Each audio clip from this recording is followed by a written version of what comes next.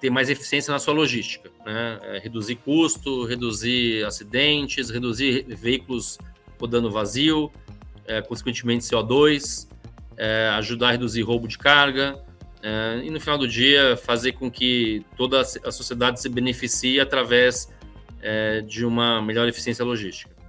Os desafios para tornar o setor logístico mais eficiente no Brasil estão no radar da NS Tech e do seu CEO, Vasco Oliveira, o convidado deste episódio do Remessa Talks. A NS Tech é uma plataforma de software para logística com mais de 100 produtos e 19 empresas debaixo do seu guarda-chuva. A mais recente é a Trize, empresa de logística comandada pela gigante Cosan. Além da NS Tech, Vasco é sócio e CEO da Niche Partners e sócio da SK Tarpon, fundos que já investiram em mais de 80 empresas de diferentes setores e tem 7 bilhões de reais em ativos. Fique ligado, porque o Remessa Talks de hoje vai dar destaque a um setor que cresce fora dos holofotes. Eu sou o Rui Gonçalves, você já me conhece, e te convido a ficar com a gente em mais esse episódio. Lembrando que o Remessa Talks é uma produção da Remessa Online, principal plataforma digital brasileira de transferências internacionais, parceira das startups e dos investidores nas operações de aporte de capitais. Vamos nessa! Começa agora o Remessa Talks, a websérie da Remessa Online sobre o mundo dos negócios das startups. Vasco, muito bem-vindo ao Remessa Talks. Obrigado aí por esse papo aí, nesse pequeno intervalo que você tem na sua agenda. E eu acho que vai ser muito produtivo e a gente vai ser tão rápido quanto as entregas que as empresas de logística que são atendidas por vocês são. Obrigado mesmo. Legal, muito obrigado, Rui, pela Remessa Talks aí, pelo convite. Legal. Uma honra. Bom, explica para a gente o seguinte, a gente está falando de um setor que no Brasil representa 12% do PIB e emprega aí só diretamente na frente de um volante praticamente 1 milhão de pessoas, né? Esses últimos anos, com a pandemia, o comércio eletrônico avançando drasticamente, a logística ficou ainda mais necessária, a gente começou a sentir ela na ponta. Mas a logística é muito mais do que isso, né? Enquanto você pode transportar aí um pequeno produto, tem gente transportando aí toneladas e toneladas de grãos, né? Conta pra gente aí quais são os desafios do setor de logística que vocês têm se proposto a tentar resolver com tecnologia a todo esse tempo. Tá bom, deixa eu voltar um pouco no tempo, né, Rui, e acho que contar um pouco da história que vai conectar um pouco com o momento que a gente está vivendo, né? Então, eu tenho 47 anos, mas sou empreendedor desde os 20, já montei várias empresas. A primeira empresa que eu montei foi uma empresa de tecnologia, e depois, aos 23 anos, eu montei uma empresa que eu fui CEO por 16 anos e presidente do conselho nos últimos 5, que chamava-se AGV Logística. E basicamente a gente era um grande operador logístico. Quando a gente vendeu a empresa 2 anos atrás para o grupo FEMSA mexicano, a AGV ela era a segunda maior operadora logística integrada de armazenagem e transporte do Brasil, né? E eu costumo dizer que, assim, primeiro, logística é um termo muito amplo, né? É igual você falar varejo, né? Varejo, postos de gasolina é varejo, um pão de açúcar que vende alimento é varejo, a Vivara que vende joia é varejo, e no final do dia são empresas completamente diferentes. A logística é a mesma coisa, tudo que a gente está movimentando aqui de produtos, por trás tem uma infinidade de empresas, pessoas, tecnologia, ajudando a fazer com que esse produto chegue da maneira mais eficiente, mais barata, com menos risco na mão dos clientes, né? E a logística, ela vem ganhando muita complexidade ao longo das últimas décadas, né? Então, acho que um exemplo que eu gosto de dar é quem gosta de cerveja. 20 anos atrás tinha 3 opções. Você podia ir lá na Ambev e escolher se você queria Skol Antártica ou Brahma de 600 ml, né? E hoje você tem aí uma infinidade de produtos novos sendo lançados a cada semana.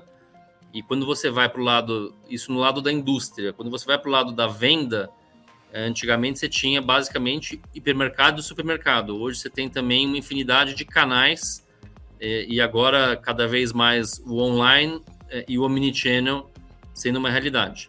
Então, para você poder lidar com toda essa complexidade, né, obviamente, tem muitas empresas que acabam trabalhando para poder ajudar e resolver os problemas de vários dos atores dessa cadeia, e são empresas, às vezes, muito especializadas em resolver um problema específico de um ator específico, né? Então, o que a gente veio a fazer aqui na Inestec é ter uma plataforma que ela se foca em ajudar as empresas que principalmente dependem do transporte rodoviário, que o Brasil é um país que ele roda no caminhão, né, a ter mais eficiência na sua logística, né? Reduzir custo, reduzir acidentes, reduzir veículos rodando vazio, consequentemente CO2, ajudar a reduzir roubo de carga, e no final do dia fazer com que toda a sociedade se beneficie através de uma melhor eficiência logística. Todos esses pontos aí que você trouxe, né, desde da eficiência do caminhão rodar menos sem carga, ou seja, sair de um lugar e ali perto da onde ele descarregou, ele já conseguiu um novo frete. E também da segurança, tudo isso está dentro do radar das empresas, debaixo do guarda-chuva da Inestec? Sim. Na verdade, assim, a gente, como plataforma, né, e eu tive o benefício de ter vivido esse mercado por mais de 20 anos, né, no final do dia, por trás de um transporte físico, você sempre vai ter um caminhão com um motorista, né, e hoje, se a gente excluir toda a parte de exportação de commodities agrícolas, minério, praticamente 95% do que é transportado no Brasil passa por um caminhão. Quando a gente olha isso, por trás normalmente vai ter sempre um motorista e um caminhão e quase sempre uma transportadora, né? E a terceira persona principal dessa cadeia é o embarcador, que a gente chama, que é o dono da carga, né? Então, a gente foca em especial nesses 3 elos que são o motorista, que hoje no Brasil nós estamos falando de 2,4 milhões de motoristas comerciais de carga, né, de empresas que não são de frota própria.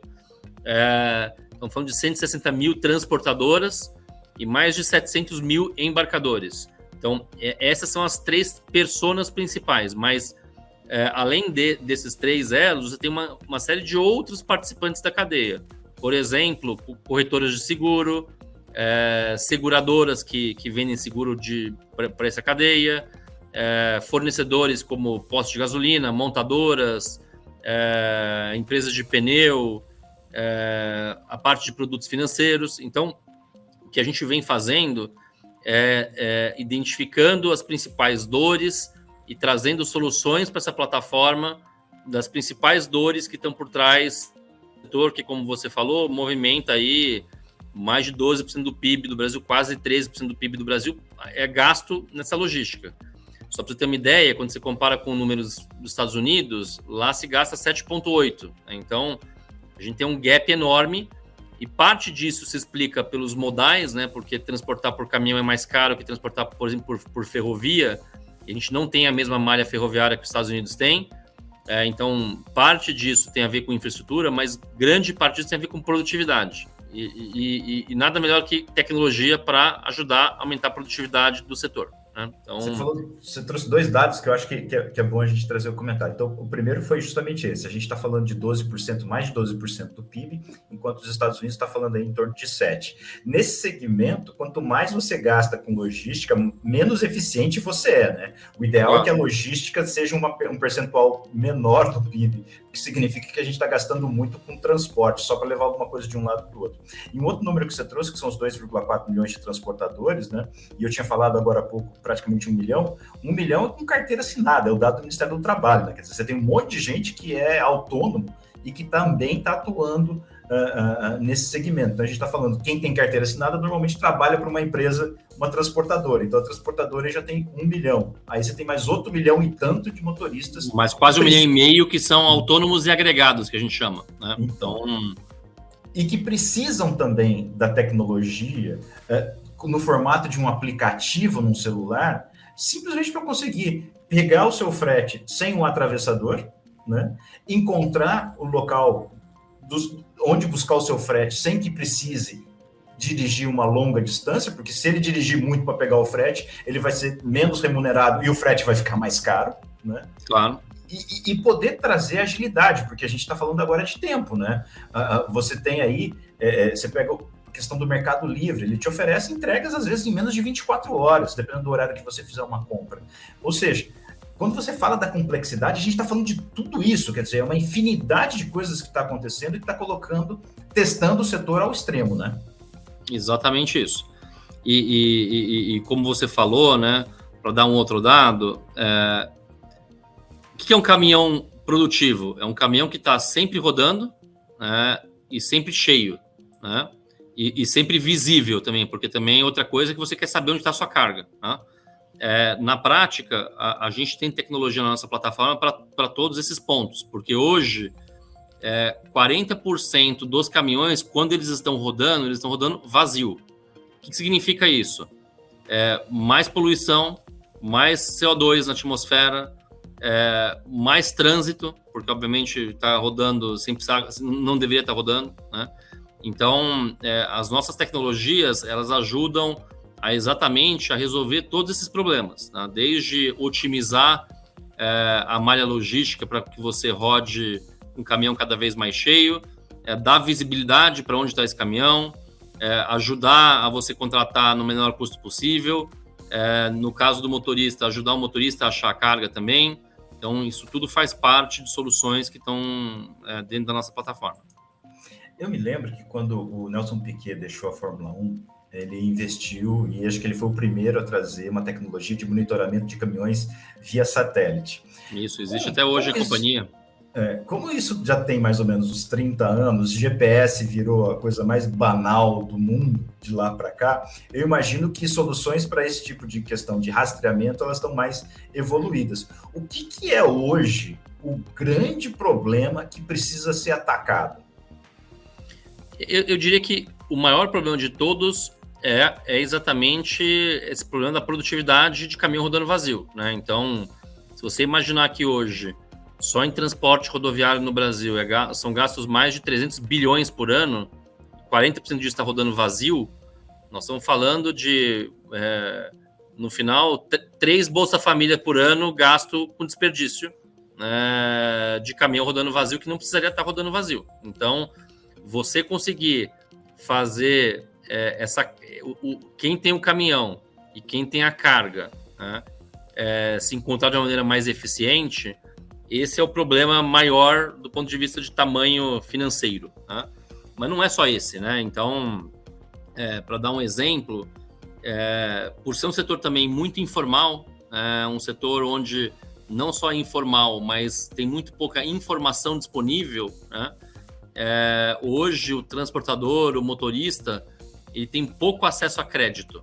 E quando tem acesso a crédito, é um acesso a crédito muito caro, né? Então, por isso também, hoje nós temos na plataforma uma fintech dedicada para o setor, para poder levar crédito fácil, com custo mais competitivo, para todos os elos da cadeia, em especial para o motorista e para o transportador.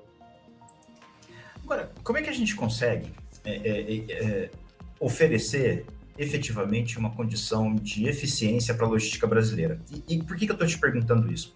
Porque o modal principal é o rodoviário. E o modal rodoviário, ele é, por natureza, ineficiente, né? Ele é lento, ele pega trânsito, ele precisa de uma estrada asfaltada, e nem sempre a gente tem estrada asfaltada no meio do caminho, ele está sujeito ao roubo, e assim, tem várias formas, assim, a gente pode caracterizar o modal rodoviário como o menos adequado para o transporte em longuíssimas distâncias, o que é natural no Brasil. Até onde dá para trazer eficiência para esse modelo? E o que vocês já estão olhando para oferecer eficiência em transporte, por exemplo, via fluvial, ou cabotagem pelo litoral brasileiro, ou logística no transporte aéreo? Como é que vocês estão conseguindo olhar para esses outros modais e também oferecer soluções? Então, na prática, Rui, como você falou, quando você olha o custo por tonelada transportado, obviamente, de uma ferrovia, ele é mais eficiente, muito mais eficiente do que no caso do caminhão. A mesma coisa no caso de cabotagem, que é o transporte por marítimo ou fluvial, né? A gente na NSTech também está por trás desses setores, né? Então, existem soluções nossas, por exemplo, em praticamente todas as empresas de cabotagem do Brasil que usam, por exemplo, sua torre de controle baseada na nossa tecnologia. Nós também temos soluções que estão, por exemplo, ajudando a Rumo, que é do Grupo Cosan, né, através da Trise, que é esse investimento mais recente que você já citou, a operar com mais eficiência, né? Então, no final do dia, cada vez mais você vai ter a intermodalidade, né? Então, a parte da carga ela vai seguir por caminhão, depois ela pode ir pela ferrovia, mas, infelizmente, por nível de serviço, por N razões, a maior parte desse transporte ele e será e continuará sendo feito por caminhão, né? E não é só no Brasil. Mesmo nos Estados Unidos, você também tem isso, na Europa, idem. Lá você tem mais ferrovia do que aqui, mas a maior parte do transporte ele acaba sendo feito também por caminhão. Se fala muito na parte de caminhão autônomo, que esse caminhão vai rodar sem motorista, mas, na verdade, a gente acha que isso vai demorar bastante para chegar no Brasil, né? É só você olhar, por exemplo, para dar um exemplo que está próximo da gente, que é posto de gasolina, né? Então, se você vai para os Estados Unidos, lá não tem frentista. No Brasil, até hoje tem, uma questão legal, né?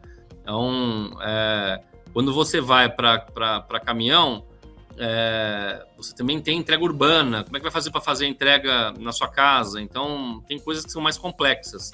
Então, a gente acha que ainda tem muita coisa para evoluir, mas ainda o modal rodoviário ele vai ser predominante por décadas e ainda com a figura do motorista à frente da operação. O que não quer dizer que você não possa melhorar muito, né? Então, o que a gente vem com a nossa tecnologia fazer é exatamente ajudar as empresas a buscarem a sua eficiência e reduzir custo e melhorar nível de serviço ao mesmo tempo. No ano passado o Brasil recebeu uma bolada de dinheiro para investimento direto em empresas de tecnologia. E aí eu perguntei para o CEO da Distrito, se eu não me engano, por que estava entrando tanto dinheiro no Brasil num momento em que o Brasil não estava sendo atraente para o investimento direto, né, produtivo.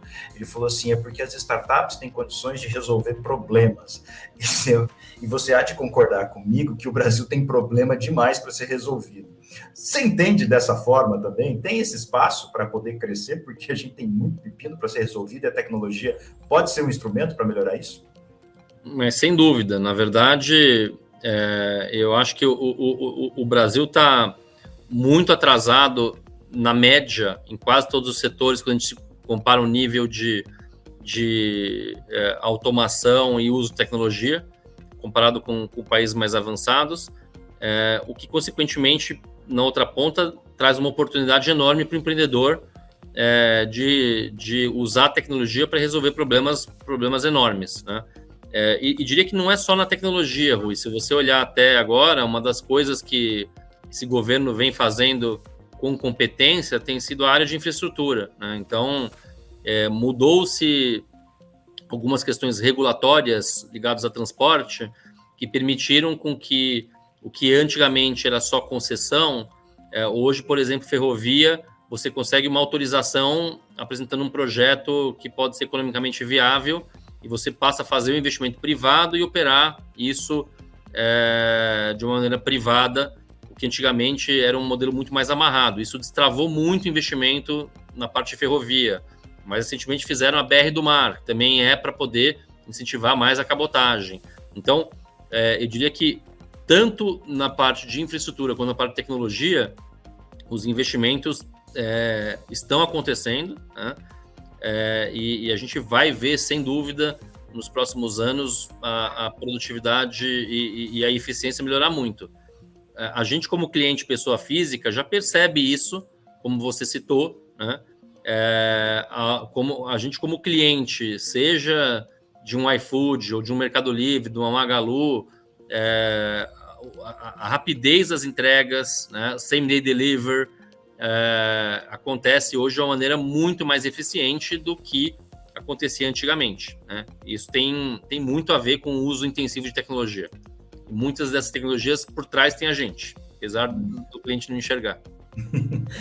Vocês são uma empresa que fazem negócio com outras empresas, né? Então, dificilmente a gente vai ouvir um nome com alguma sonoridade e falar assim, isso daqui é um produto NS Tech. Agora, qual que é a expertise de vocês? Onde é que está aquilo que vocês fazem como ninguém? Nós somos hoje, Rui, a plataforma mais completa para quem quer resolver problema nesse setor, né? Nós, esse ano, devemos faturar algo entre 650 a 800 milhões aí esse ano, provavelmente, né? A grande maioria disso no Brasil, mas a gente também já está presente em México, Peru, Colômbia e Equador. Também estamos crescendo internacionalmente. O que a gente faz como ninguém, eu diria que primeiro é ter a maior amplitude de produtos, né? Então, acho que a gente consegue resolver mais dores do que qualquer outra empresa consegue, né? De uma maneira mais integrada, mais simples e mais ágil, né? Então, eu diria que esse acho que talvez o principal diferencial. Bom, você tem duas faces, né, Vasco? Você tem a face do CEO de uma empresa de tecnologia e você tem também, aí você veste o seu chapeuzinho de investidor. Então, vou fazer o seguinte, a gente vai virar essa página aqui, vamos para a próxima rodada para falar um pouco mais de grana. Chegou a hora da próxima rodada. Agora aqui na próxima rodada, o que a gente vai falar é um pouquinho do dinheiro, né? Vocês estão à frente, você, né, dentro da Niche Partners e da Tarpon, estão aí com 7 bilhões de reais em ativos. São ativos diversos, mas você aí já demonstrou aí o foco que vocês têm através da NS Tech no setor de logística. Como é que estão distribuídos esses investimentos aí e quem é que está recebendo mais dentro aí daquilo que vocês têm como tese de investimento? Então, vamos lá. Na SK Tarpon hoje, nós temos 3 gestoras. Uma que é a Tarpon Capital, que tem fundos de bolsa, que investem no Brasil e no exterior, principalmente nos Estados Unidos, na parte de tecnologia. E no Brasil, a gente tem 2 fundos principais, um fundo voltado para Small Caps, que é o Tarpon GT, que é um dos melhores fundos do Brasil dos últimos 12, 24, 36 meses, e que investe em empresas pouco óbvias, que estão fora do radar. E esse fundo, por exemplo, ano passado teve um rendimento aí o delta para o Ibovespa foi de quase 30% a mais do que o Ibovespa, né, que foi negativo e o fundo foi positivo. Grande segredo, qual é? Né? É buscar empresas que têm aí uma simetria de valor e preço e que estão fora do radar, com nível de segurança de investimento muito bom. E a gente teve, no ano passado, por exemplo, acertos muito importantes. Uma delas foi exatamente na área de logística de cabotagem, que foi a Login, a Kepler Weber, que eu, inclusive, sou do conselho, né? O presidente do conselho é o nosso sócio Marcelo Lima, que está na área de armazenagem para o agronegócio, né? E tem várias outras, né? Tem um fundo que é o Tarpon Arro, que é mais focado em mid-large caps. Nesse fundo, a gente tem várias posições importantes em várias empresas, desde healthcare a outros negócios, né? Na prática, além da Tarpon Capital, a gente tem também a 10B, que investe em empresas do agro, tá? A gente tem desde empresa de bioinsumo, então produtos biológicos que vão substituir produto químico na agricultura, um mercado que cresce muito, né, porque no final todo mundo quer sustentabilidade com qualidade e custo competitivo, e é o que esse setor de bioinsumo traz. A empresa está crescendo muito, que chama Agrivale. A gente tem a maior plataforma de tecnologia para a pecuária do Brasil. Então, são, na verdade, 4 empresas embaixo de uma holding, muito forte na área de leite, mas também crescendo bastante na área de pecuária de corte. A gente tem empresas na área, tem a própria Kepler Weber que eu falei, né? Então, hoje, se a gente pegar de maneira direta e indireta, nós estamos falando a gente investe aí talvez em mais de 40 empresas atualmente, né? Algumas públicas, como eu falei, e certamente aí, nesse momento, acho que quase 30 privadas. Fizemos recentemente um investimento numa empresa de educação para o agronegócio, né? Que é a principal empresa de educação do agronegócio para o Brasil. Então, no final, a gente tem... O que a gente tem em comum, né? Nós temos bastante capital proprietário empregado, então a gente está aqui muito preocupado com a qualidade dessas empresas.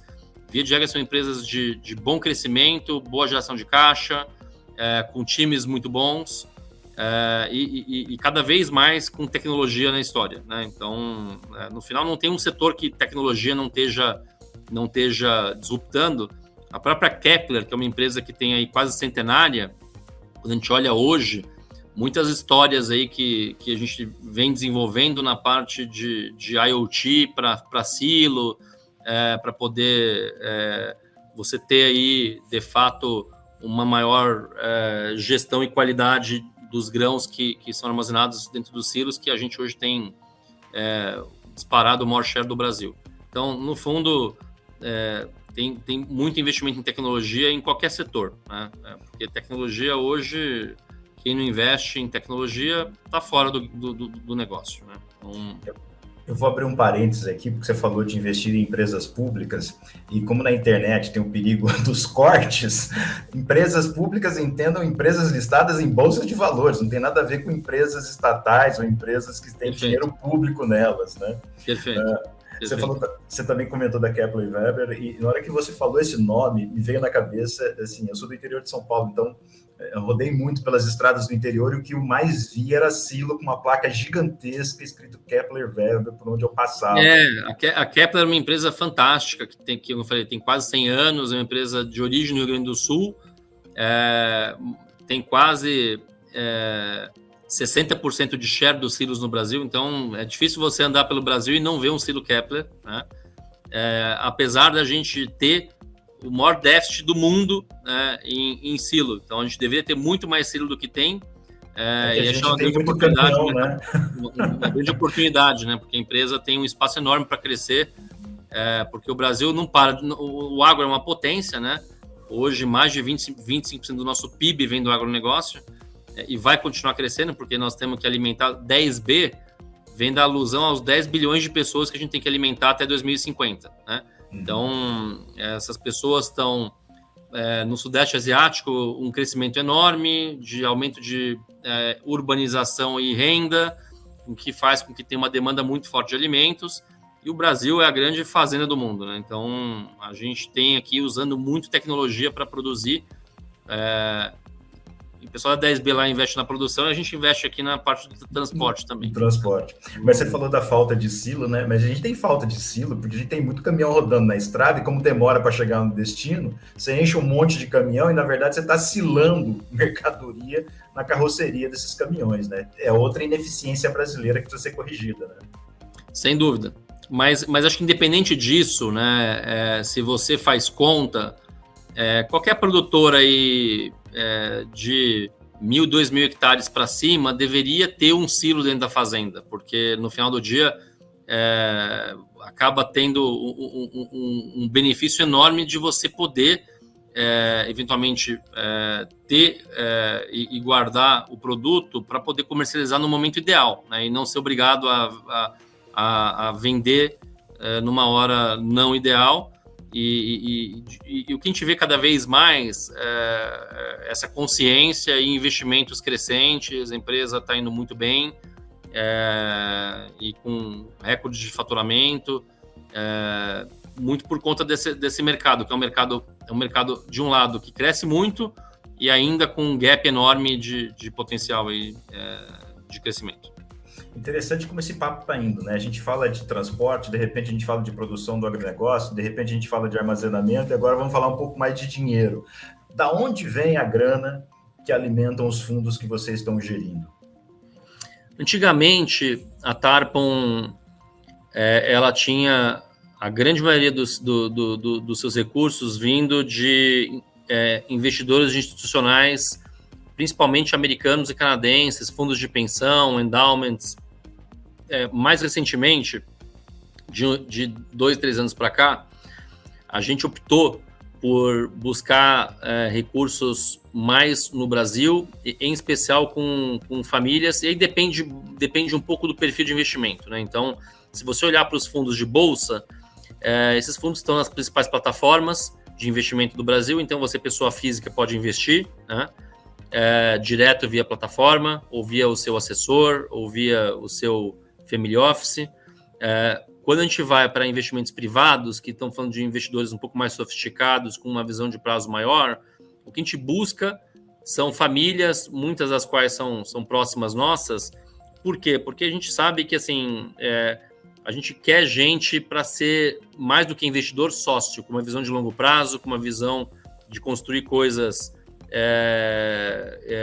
que possam ser transformacionais para a sociedade e, ao mesmo tempo, poder gerar muito valor, né?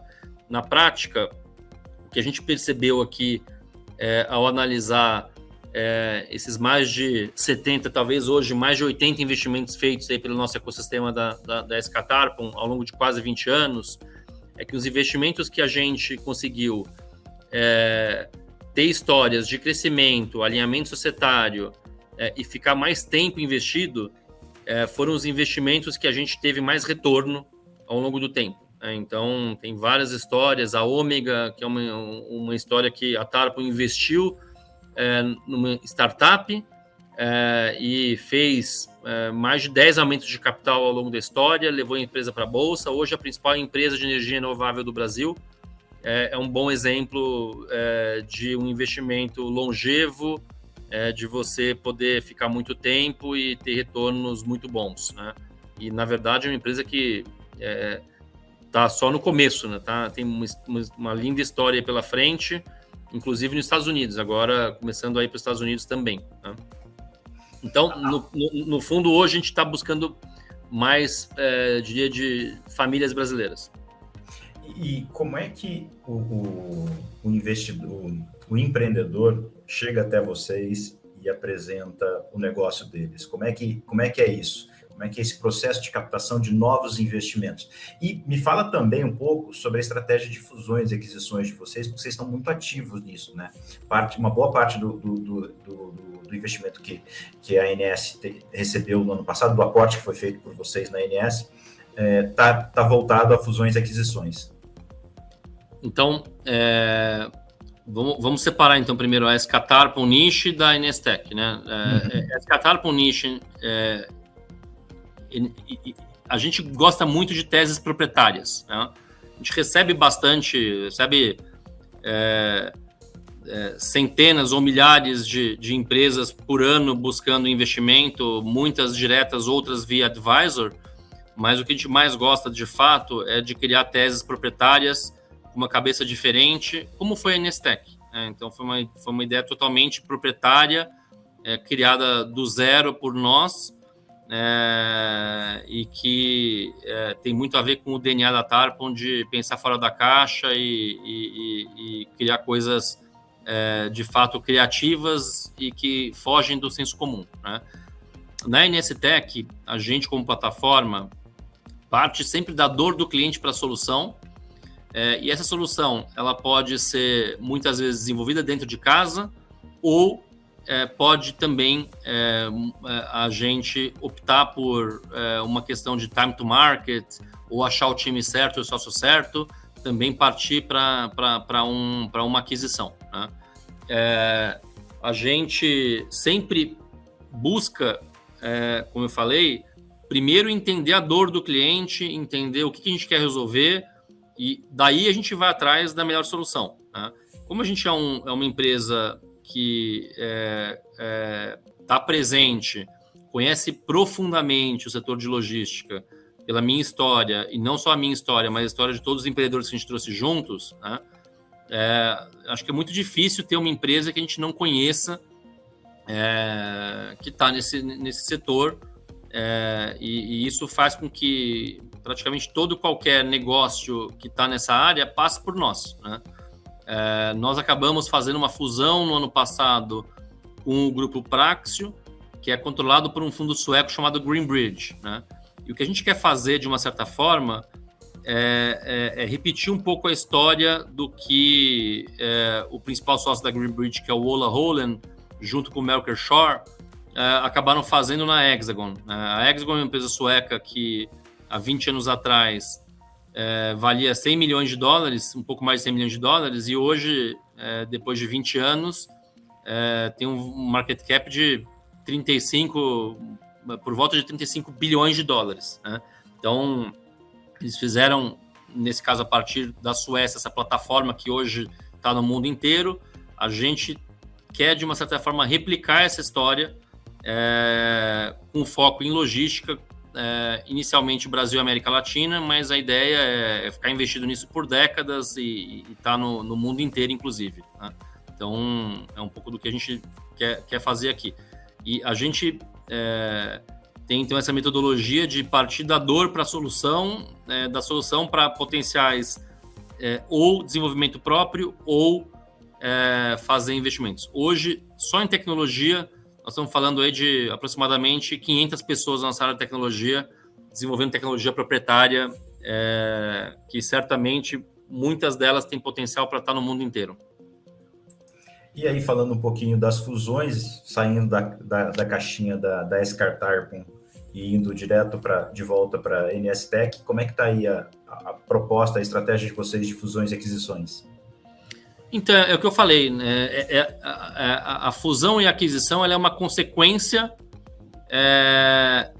de um problema que a gente quer resolver, né? Então, a gente não parte do pressuposto que a gente tem que fazer o M&A, a gente parte do pressuposto que a gente tem que resolver o problema do cliente, né? Então, e aí, ao querer resolver aquele problema, a gente vai, aí sim, fazer uma análise se a melhor maneira de a gente resolver é através de um M&A ou desenvolver dentro de casa, né? Porque, na verdade, o M&A também, ele, como tudo na vida, tem os prós e os contras, né? Então, a gente tem que achar o time certo, o sócio certo, porque a gente gosta de trazer o sócio para a plataforma, porque a gente acredita muito que, assim, o sucesso de qualquer empresa, na nossa opinião, está calcado, via de regra, em duas coisas, que é foco e cultura, né? Então, na prática, a gente acredita muito no foco, em ter empresas que fazem poucas coisas com muita profundidade, e via de regra, as empresas que a gente trouxe para a plataforma são empresas que são líderes nos seus nichos e subnichos. E o que levou elas à liderança tem a ver exatamente com o foco do empreendedor original e do seu time em resolver aquela dor, aquele problema, e a cultura que foi construída ao longo dos anos, e isso a gente quer sempre preservar, né? Então, dar muita autonomia, trazer recursos que eventualmente careciam para essas empresas, mas no final do dia, para o cliente final, cada vez mais ter uma plataforma onde ele possa resolver tudo de uma maneira unificada, com muita agilidade, facilidade, e conseguir encontrar tudo que ele precisa num único lugar. Bom, além dos investimentos que vocês têm feito no Brasil, você falou que o braço de investimento aí, um desses seus tentáculos, né, que é a Scartarpon, está investindo também bastante na América Latina. Efetivamente, empresas fora do Brasil, para virem para debaixo do guarda-chuva da NSTech, vocês também estão de olho nessa expansão? Sim, a gente tem hoje uma empresa que tem sede no México, que já está operando a partir do México, Colômbia, Peru e Equador, mas sim, existe um plano de não só levar as empresas brasileiras, mas também olhar no tempo para potenciais M&As dentro dessa lógica sempre, do cliente para a solução, do cliente para a dor, da dor para a solução, e buscar ver como que a gente resolve da melhor maneira possível, né? Nós temos empresas fantásticas brasileiras que vão fazer o caminho inverso, que vão sair daqui para o resto do mundo, né? Então, isso, sem dúvida, vai acontecer, e a gente tem hoje tecnologia sendo produzida aqui de altíssima qualidade, que poderia estar nos Estados Unidos, na Europa, na Ásia, e com certeza nós vamos ver isso ao longo dos próximos anos aí acontecer de maneira bem importante. Era esse o gancho, você me deu exatamente o gancho para eu encaixar essa pergunta que eu queria fazer para você.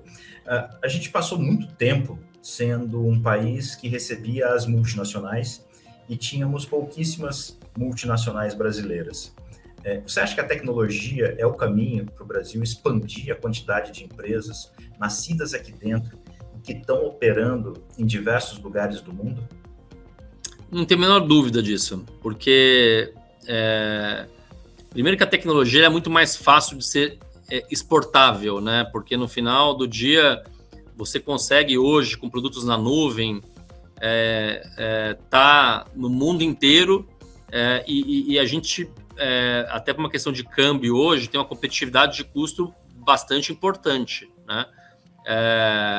Então, na prática, eu não tenho dúvida de que, assim, em vários setores, o Brasil vem desenvolvendo tecnologia de ponta. Essa tecnologia a gente vai ver e já começa a ver empresas brasileiras se internacionalizando com muito sucesso, né? Qual que é o grande problema, né? Por que o Brasil tem poucas histórias de muito sucesso de empresas que estão globalmente operando? Porque o Brasil ele é grande, né? O Brasil ele é grande, é um país que tem muita oportunidade, e às vezes a gente, como empreendedor, fica com a cabeça de que assim, puta, já tem muita oportunidade aqui para eu poder olhar para fora. Acho que sim, tem muita oportunidade do Brasil. Acho que sim, foco é fundamental. Mas quando você pensa num projeto como o nosso, que a gente quer estar por décadas investido, né, eu não tenho dúvida de que a gente estará com tecnologia brasileira em todos os continentes no tempo. E tem mais, né? Se a visão do investidor é não concentrar investimento para diluir o risco, por que concentrar investimento num único país quando você pode fazer isso globalmente, principalmente agora, né? Perfeito, com certeza. Legal. É exatamente isso. Vasco, nosso tempo aí chegou ao fim. Quero te agradecer demais por esse papo. Acho que foi bem legal, a gente extrapolou a ideia de falar de startup, a gente falou, cara, de desenvolvimento aqui. Eu acho que a gente falou de desenvolvimento, de oportunidade de negócio. Quero desejar para você muito sucesso e te agradecer demais esse tempo que você dedicou ao Remessa Talks. Muito obrigado pelo convite aí, fico muito feliz por estar aqui com vocês.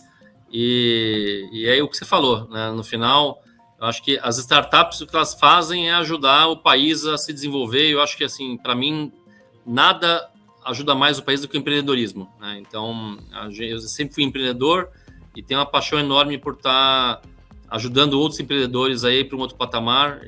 Isso faz parte do nosso propósito, que é melhorar o mundo através da logística na NSTech, e não só na NSTech, mas também na NS Catar, em vários outros setores. Então, muito obrigado pelo convite. Legal. E eu quero agradecer demais você que acompanhou a gente até aqui, que ficou curtindo esse papo, e lembrar que o Remessa Talks é uma iniciativa da Remessa Online, principal plataforma brasileira de transferências internacionais, parceira das startups e dos investidores nas operações de aporte de capitais. A gente fica por aqui e se encontra na próxima semana. Até lá! Esse foi o Remessa Talks, websérie da Remessa Online. A gente se encontra na próxima rodada.